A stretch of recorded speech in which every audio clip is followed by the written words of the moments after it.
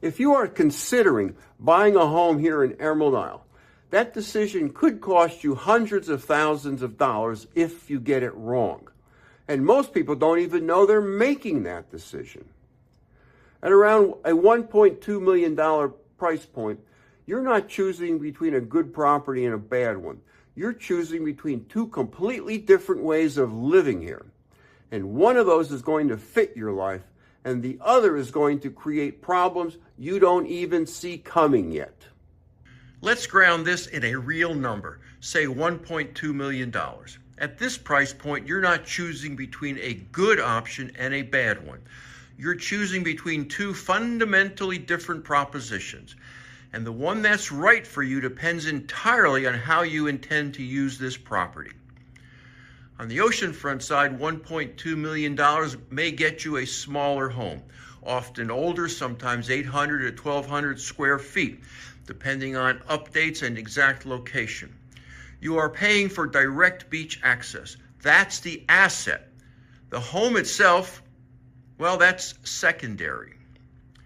On the Soundfront side, that same budget can deliver something significantly larger, more house. Approximately 2,000 square feet or more is realistic, often with a dock or direct water access to Bogue Sound.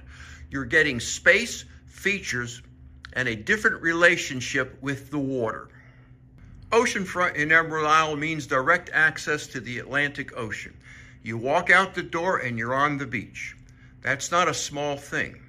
For buyers who come here because of the ocean, who want to wake up to it, walk to it without crossing a street, and have it as a backdrop of daily life, that access justifies the premium and the trade-offs that come with it.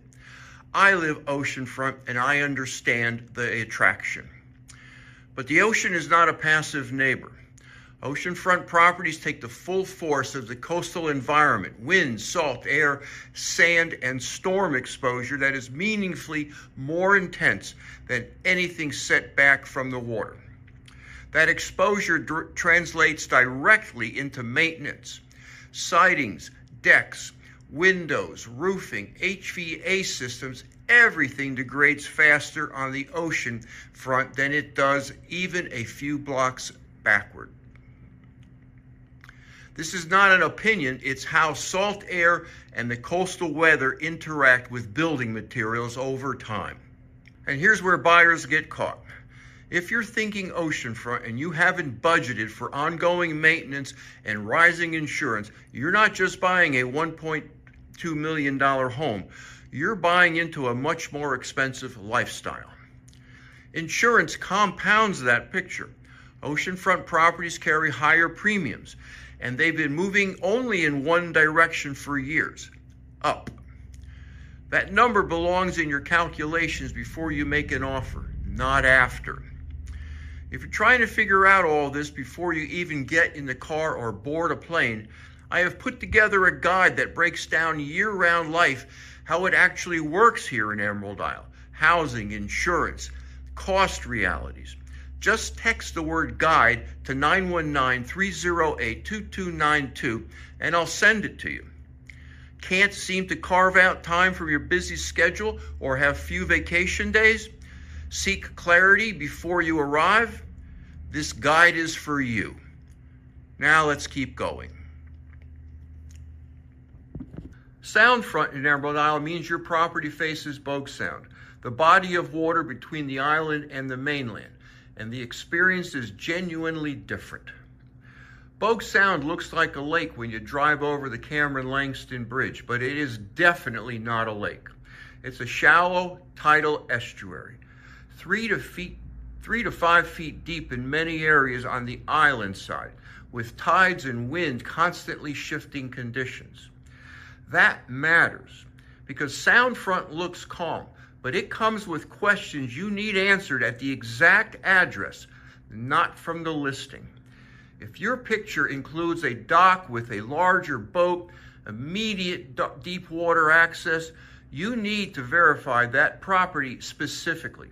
In many cases, you're going to be better off on the mainland side of Bogue Sound, or using a marina. That said, Bogue Sound has real appeal. I paddleboard there regularly. The sunsets are some of the best on the island.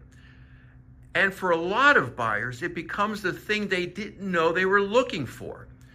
From a maintenance and insurance standpoint, Soundfront properties still have exposure, but generally less than Oceanfront. You're not absorbing the direct force of ocean weather, and that difference shows up over time in both wear and cost. Most people start out thinking Oceanfront. It's the image. It's what the beach house is supposed to be. That's where I started. But then reality enters the picture. You walk an oceanfront property, and now you're looking at square footage, age, maintenance history, insurance costs, and that certainty starts to shift. Then you walk a Soundfront property, more space, often newer, usable outdoor areas, and now the decision becomes less obvious. Not because Oceanfront stopped being appealing, but because Soundfront started solving problems you hadn't fully anticipated. Some buyers go through the process and still choose Oceanfront. They understand the trade-offs, they accept them, and they move forward with clear eyes. Others shift to the Soundfront because space, usability, and lower ongoing cost structure align better with how they actually plan to live. Bottom line, the property that wins the vacation test doesn't always win the permanent residence test. And now for my Denis Fit Test. Oceanfront is probably the right fit if direct ocean access is a non-negotiable center of your life that you're designing here. If the ocean being immediately outside your door, not across the street, not a short walk, is the thing, that defines the property. And if you have factored in the real costs, maintenance, insurance, and you're comfortable with a smaller footprint in exchange for that location, oceanfront buyers who are going in clear on these trade-offs tend to be satisfied long-term. Oceanfront buyers who go in on emotion and meet the cost reality later tend not to be. Soundfront is probably the correct choice if space, usability, and lower ongoing cost structures matter more than being directly on the ocean. If the sound, its light, its space, the kind of water access actually fits how you live, and if you're willing to do the property-specific due diligence on water depth and access before you commit. Soundfront buyers who do that work usually end up more confident in their decision than they expected. The wrong answer is choosing based on a one-week vacation experience. Better to spend time in both, rent, walk the properties, run the numbers, because this is a high-stakes decision. And then the difference between the right call and the wrong one isn't just about money. It's years of friction. If you're still not sure which direction fits you, there's a link below to book a call with me. Before the outro, I'm curious. Given the same budget, same market, all the trade-offs on the table, would you go Oceanfront or Soundfront? Tell me in the comments. I read everyone, and your answers shape what I cover next.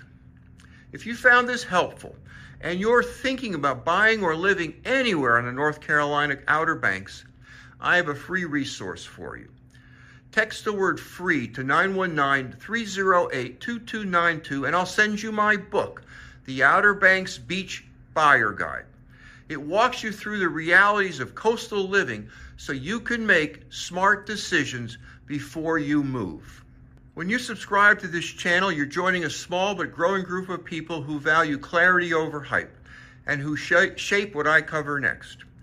You can also check out this next video where I compare Bogue Banks and Emerald Isle to Topsail Island, another barrier island that shares the same Atlantic Ocean, but with very different outcomes.